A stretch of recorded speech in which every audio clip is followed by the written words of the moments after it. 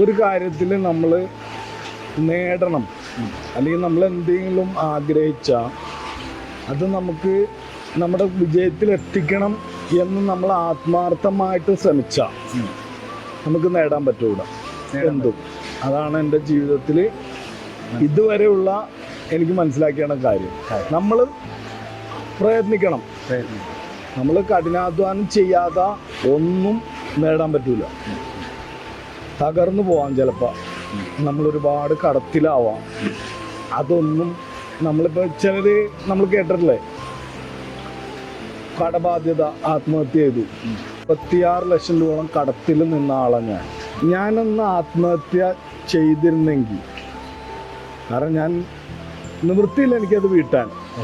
Corona കഴിഞ്ഞിട്ട് എന്താവുന്ന ഒരു പിടിയില്ല. ഞാൻ അന്ന് ആത്മഹത്യ ചെയ്തിരുന്നെങ്കിൽ ഇന്ന് എൻ്റെ ഭാര്യ, കുട്ടികൾ, എൻ്റെ വാപ്പ, ഉമ്മ, അനിയൻ എല്ലാവരും എന്തായി തീർന്നേനെ.